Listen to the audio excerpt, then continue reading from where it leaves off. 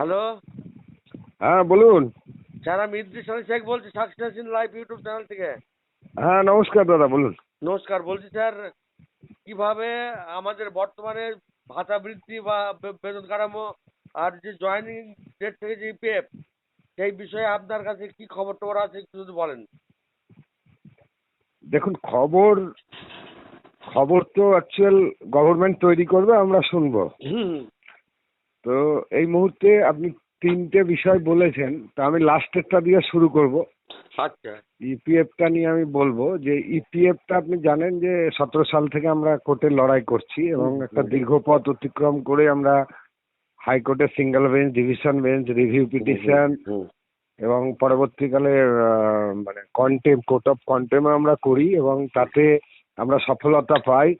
Labour ডিপার্টমেন্টের মানে PF commissioner দুটো তিনটে জেলাতে অলরেডি টাকা মানে এও করে নিয়েছিল, অ্যাডপ্ট করে নিয়ে সেটা দেওয়ার একটা প্রস্তুতি চলছিল। হঠাৎই রাজ্য সরকারের পক্ষ থেকে মানে দপ্তরের পক্ষ থেকে সুপ্রিম কোর্টে এসএলপি করা হয়, সেখানেও আমরা তাদেরকে হারাই। তারপরে হঠাৎই তারা একটা মানে আমাদের এমপ্লয়িজ ফেডারেশনের একটা কেস ছিল সুতীর্থ মহান্তি নামে, যেটা অন্য এজলাসে ছিল। সেই কেসটাতেই তারা হঠাৎ একটা এক্সামশন শো করে, অর্থাৎ তারা এই যে ব্যাকলগের ব্যাপারে এক্সামশন নিয়ে আসে labour department, labour ministry of labour মানে সেন্ট্রাল গভর্নমেন্টের। আমরা সেটাকে চ্যালেঞ্জ করে সিঙ্গেল বেঞ্চে কেস করি এবং সেই কেসটাও আমরা জিতি। তারপরে তারা ওটাকে আবার নিয়ে ডিভিশন বেঞ্চে যায় রাজ্য এবং কিছুদিন আটকে রেখেছিল। তারপর হঠাৎই আমরা গত আগস্টের শেষের দিকে আমরা ওই কেসটা হেরে গেছি। এখন এই মুহূর্তে আমাদের সামনে যেটা খোলা আছে, আমাদের কন্টেম্পট কেসটা আছে এখনো, যেটা হাইকোর্টে। কিন্তু আমরা কন্টেম্পটা তোলা বলতে এমন হতে পারে যেহেতু এক্সামশনটা পেয়ে গেছে, ওই কেসটা বাজেয়াপ্ত হয়ে যেতে পারে। তাই আমরা এই মুহূর্তে যেটা আমাদের রাস্তা সেটা হচ্ছে সুপ্রিম কোর্টে নিয়ে যাওয়া কেসটাকে আমাদের পক্ষ থেকে। আচ্ছা। এর আগে যেটা দপ্তর গিয়েছিল, এবার আমাদের যাওয়ার রাস্তা খোলা আছে। কারণ বর্তমান পরিস্থিতি বুঝতেই পারছেন, আর আমরা আর্থিকভাবে আমাদের পরিস্থিতি খুব একটা ভালো নয়।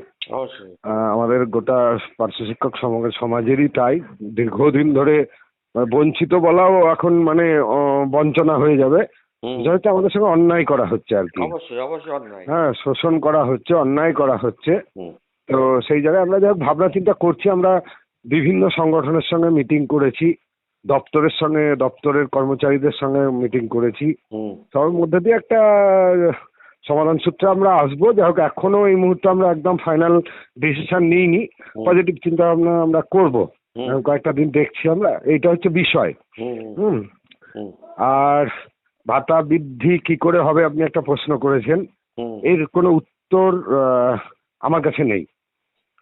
কারণ যে আমি বলি এইটা জায়গাটা একটুখানি 2 মিনিট দুটো কথা আমি বলে নিই একটু আগে।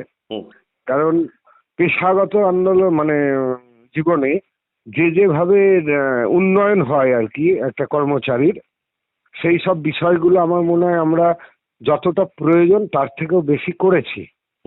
আপনি যদি রাস্তার আন্দোলন বলেন, অনশন বলেন, আপনি সরকারের সঙ্গে নেগোসিয়েশন বলেন, সমস্ত কিছু কেস সবকিছু করেই যেটা হয় আর কি, যে মানে কর্তৃপক্ষের সদিচ্ছা না থাকলে যে জায়গাটা হয় আর কি, ডোন্ট কেয়ার ভাব, দিলাম না যা পারিস করে নে, এই জায়গাটা আমাদের জীবনে হচ্ছে। তাই এর কোনো উত্তর আমার কাছে নেই কিভাবে ভাতা বৃদ্ধি হতে পারে। হ্যাঁ, হচ্ছে বিষয়। এখন আমরা যেটা খবর পাচ্ছি, সরকারপন্থী সংগঠন যারা আছে, বুবাই খুলে সালিম পাইক বাবু, ওনারা দপ্তরে গিয়েছিলেন, মানে প্রায়ই যান, এই কয়েকদিন আগেও গিয়েছিলেন। তো ওনারা সে ঘুরে এসে বলছেন যে একেবারে মানে পুরো নিশ্চিত যে ভাতা বৃদ্ধির একটা খবর আছে এবং খুব শীঘ্রই ভাতা বাড়বে, হয় পুজোর আগে, আর যদি বাই চান্স পুজোর আগে না হয় তাহলে পুজোর পর পরই ভাতা বাড়বে। এই বিষয়ে আপনি যদি কিছু বলেন। এই যে খুব শীঘ্রই শব্দটা আপনি মানে ব্যবহার করলেন, এই শব্দটা খুব ভয়ঙ্কর হয়ে দাঁড়াচ্ছে। ধাপে ধাপে আমাদের জীবনে একটা খুব ভয়ঙ্কর শব্দ ছিল।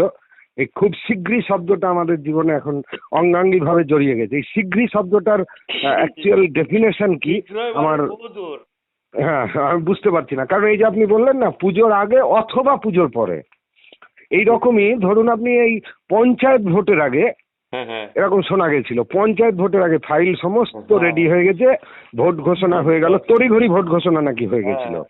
তখন তার জন্য হয়নি।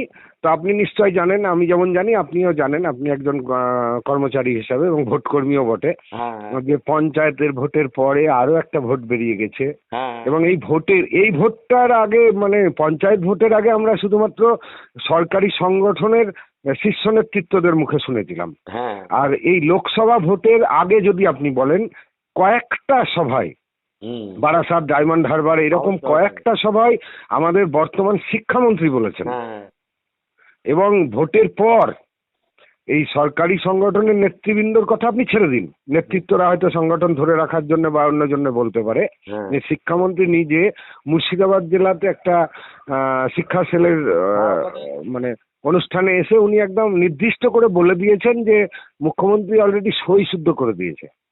হ্যাঁ তো আমি জানি না আপনার তারপরেও অনেক কিছু হলো, অনেক কিছু বেরোচ্ছে। আর সরকারি সংগঠনের কথা যদি বলেন, আপনি নাম বললেন দু তিনটে আমি শুনলাম, বুবাই, কোলে, সেলিম পায়েক, এদেরকে সত্যি এরা ধন্যবাদের প্রাপ্য। আপনি না, আমি নিজেও দেখছি এরা যথেষ্ট পরিশ্রম করছে, অবশ্যই অবশ্যই। তাদেরকে আমি আমার স্যালুটও জানাচ্ছি। এই ধরনের মুভমেন্ট, এই ধরনের পরিশ্রম সরকারি সংগঠনের পক্ষে বিগত দিনে আমি কোনোদিন দেখিনি, চোখে পড়েনি আমার। ঠিক ঠিক কিন্তু সরকারি সংগঠন বলতে এরাই হয় না। হুম। সরকারি সংগঠনে একজন সভাপতি থাকেন, এবং সেই সভাপতি কিন্তু এরা কেউ নন, একজন আছেন। তো ন্যাচারালি আপনি বুঝতে পারছেন, যেটা আমাদের সাধারণ পার্শ্ব শিক্ষকরা প্রায়শই অভিযোগ করে, আমাদের ডেভেলপমেন্ট না হওয়ার পিছনে যেটা কারণ, আমরা বহু সংগঠনে বিভক্ত, প্রচুর নেতা দ্বারা পরিচালিত। তো আপনি ভাবুন, সরকারি সংগঠনেই এখন কতগুলো লবি কাজ করছে। হ্যাঁ অবশ্যই।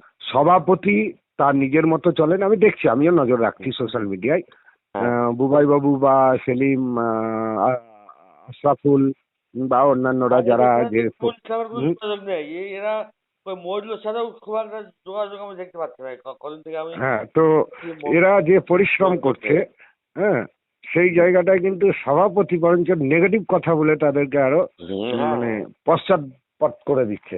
তো সুতরাং এই নিজেদের মধ্যে এদেরই যদি এই অবস্থা হয়, তো বুঝতেই পারছেন আমাদের কি। তো যাই হোক, হলে খুবই ভালো। ক্রেডিট দেবো, এটাই হচ্ছে ধান্দা। একটু দাঁড়া, আরো কথা বলছি। হ্যাঁ হ্যাঁ হ্যাঁ, বলুন বলুন। বলছি আমরা মরে যাই, যাক, তা তো অসুবিধা নেই, ক্রেডিট আমাকে দিতে হবে, এটাই। এইটাই রাজ্যের পার্শ্ব শিক্ষক নেতৃত্বদের একটা মানে খুব দারুণ ব্যাপার আছে, সেটা হচ্ছে ডেভেলপমেন্ট চায় না হোক, কিন্তু যদি হয় সেটা যেন আমার হাত ধরেই হয়। ঠিক ঠিক। এবং মানে আমি ছাড়া অন্য কেউ করবে না, বাকিরা সবাই খারাপ। আর নিজেদের ব্যর্থতাটা তারা স্বীকার করতে চায় না, তারা অন্যের ব্যর্থতাকে বড় করে দেখিয়ে নিজেকে মানে আড়াল করতে চায়। আপনি দেখবেন প্রায়শই আমি অনেক নেতৃত্বকে বলতে শুনি, এই সব ঠিক হয়ে গেছিল, ওর জন্য বন্ধ হয়ে গেল। যে বিষয় হচ্ছে, তাহলে তোমার ক্ষমতাটা কি? তুমি তাহলে কিসের বাহাদুর? তাহলে তোমাকে কে নেতৃত্ব দিতে বলেছে? আবার সুপ্রিম কোর্টে যাওয়ার কি মানে প্রসেসিং চলছে নাকি? হ্যাঁ, আমি বললাম আপনাকে, আমরা সুপ্রিম কোর্টের প্রস্তুতি নিচ্ছি, কিন্তু সুপ্রিম কোর্ট এবার ধরুন আমরা নিজেরাই বুঝতে পারছি যে যেহেতু সুপ্রিম কোর্টে এবার গেলে রাজ্য সরকারের পক্ষ থেকে তাদের পক্ষে মানে সওয়াল করার জন্য দাঁড় করানো হবে, আমরা নিশ্চয় বুঝতে পারছি। সেই সমস্ত ধরুন 15-20 লাখের উকিলকে মোকাবিলা করার জন্য যে সংগতি দরকার, সেই প্রস্তুতি না নিয়ে আমাদের নামাটা ঠিক হবে না। অবশ্যই এটা শুনে নামতে হবে। অবশ্যই, আর করতে হবে। আর তাছাড়া আমরা এটাও দেখছি, যদি আমরা অনেকদিন থেকেই, বিশেষ করে লাস্ট 6 মাস ধরে এটা শুনছি যে এমন একটা কিছু হতে চলেছে যাতে আমাদের সমস্ত সমস্যার সমাধান হয়ে যাবে, আমাদের অপ্রত্যাশিত আমরা কিছু পেতে পারি। যদি সেটা পাই, অবশ্যই আমরা ভাববো যে আর কেন শুধু শুধু বিব্রত করব দপ্তরকে, বা আমরাই বা কেন আর ছোটাছুটি করবো, ভাববো অবশ্যই। যদি দপ্তরের পক্ষ থেকে বা সরকারের পক্ষ থেকে আমাদের জন্য ভাবা হয়, আমরাও তাদের জন্য অবশ্যই ভাববো, পজিটিভ ভাববো। আচ্ছা, আন্দোলনের কথাও চলছে, আন্দোলন। হ্যাঁ, এই জায়গাটা আমরা বলি, আমরা আন্দোলনের কথা, আন্দোলনের বিষয়ে আপনি কি বলবেন? হ্যাঁ, এই জায়গাটা আমরা বলি। আপনি অসুস্থ ছিলেন, অতটা ঠিক জানবেন না। আমরা ভোটের আগে সমস্ত সংগঠনগুলো, কর্মরত যে সমস্ত সংগঠনগুলো আছে, এমনকি সরকারি সংগঠনেরও একটা অংশ হুম হুম মিলে আমরা একটা বঞ্চিত পার্শ্ব শিক্ষক একটা হ্যাঁ মঞ্চ বানিয়ে আমরা 12ই মার্চ হুম আমরা রাস্তায় নেমেছিলাম। আমরা সরকারকে একটা বার্তা দিয়েছিলাম, কারণ একটা অনেকেই এরকম চেষ্টা করে বলতে যে আমরা বোধহয় সরকারের বিরোধী, আমরা এরকম বিষয় কিন্তু নয়। আমরা আমাদের পেশার লড়াই লড়ছি, আমরা রাজনৈতিক কোনো লড়াই লড়ছি না। হুম হুম সেই জায়গাটায় দাঁড়িয়ে আমরা একটা বার্তা দিয়েছিলাম। সেই সমস্ত সংগঠনগুলো যারা কাজ করে আমরা প্যারাটিচার নিয়ে, তারা কিন্তু নিজেদের মধ্যে একত্রিত আছি এবং আমরা তারা প্রতি মুহূর্তে আলাপ আলোচনার মধ্যে আছি। হুম এখন যদি সরকারের পক্ষ থেকে বা দপ্তরের পক্ষ থেকে, যেখানে সর্বস্তরে, হুম আপনি এটা একদম সর্বস্তরে 19-20 ভালো মন্দ ভালোই বলা যেতে পারে, হুম 1-3-2024 যে অর্ডার কন্ট্রাকচুয়াল কর্মীদের জন্য করা হয়েছে তা নিঃসন্দেহে একটা যুগান্তকারী। তার জন্য আমি সাধুবাদ জানাবো, ধন্যবাদ জানাবো মাননীয় মুখ্যমন্ত্রীকে, আমাদের রাজ্যের সরকারকে। কিন্তু আমাদের জন্য কিন্তু ভাবনা চিন্তা সেটা হয়নি। হুম সেই জায়গাটায় আমরা অবশ্যই সেই সমস্ত সংগঠনগুলো বসে হুম একটা আলোচনার ভিত্তিতে আমরা নামতেই হবে, আমাদের উপায় নেই। কারণ এইভাবে তো তিল তিল করে মরা যায় না। যদি আমাদের কর্তৃপক্ষের আমাদের উপর নজর না হয়, যেখানে আপনি দেখবেন আজকের দ্রব্যমূল্যর যে আকাশ ছোঁয়া দাম, হুম তারপরে আমাদের যে কাজের ওয়ার্কলোড, যে জন্য আমাদের নিয়োগ করা হয়েছিল সেই কাজটা এখন গৌণ হয়ে গেছে। সেটা তো আমাদেরকে করতেই হয়, কিন্তু কাজটা এখন গৌণ হয়ে গেছে। কারণ মুখ্য যে স্কুল এডুকেশনের যে মুখ্য কাজগুলো, সেই মুখ্য কাজগুলো এখন আমাদেরকে সামলাতে হচ্ছে। আপনি প্রতিনিয়ত পেপারে দেখবেন বিভিন্ন স্কুলে প্যারা টিচাররা স্কুল চালাচ্ছে, মিড ডে মিল চালাচ্ছে, এই করছে ওই করছে। করলাম যে প্যারাটিচারই স্কুল চালাচ্ছে। একজন প্যারা টিচার, একা প্যারা টিচার, একটা কোনো স্থায়ী শিক্ষক না। তো এত কিছু সরকারের কি চোখে পড়ে না? অবশ্যই চোখে পড়ে, কিন্তু তারা যেন কলুর বলদ যদি ভেবে নেয় আমাদেরকে, তাহলে এটা অন্যায় হবে, এটা সঠিক নয়। আমি প্রথমেই বলেছিলাম, চরম অন্যায় স্যার। হ্যাঁ, প্রথমেই আমি বলেছিলাম বঞ্চনা শব্দটা বললেও সেটা বঞ্চনা করা হবে। অ্যাকচুয়ালি আমাদের সঙ্গে বিশ্বাসঘাতকতা বা অন্যায় করা হচ্ছে, শোষণ করা হচ্ছে, আর এটা গণতান্ত্রিক দেশে এটা অন্যায়, ঠিক নয়। তো আমি জানি না যে কি এমন রহস্য, কারণ সরকারি সংগঠনের যে তৎপরতা আগে তো ছিল না। আগে আমরা একদম শিওর ছিলাম সরকারি সংগঠনের যিনি নেতৃত্ব দিতেন তিনি কখনো আমাদের দুঃখ দুর্দশা, আমাদের বঞ্চনার কথা কোনোদিন সরকারের কাছে গিয়ে আলোচনা করতেন না।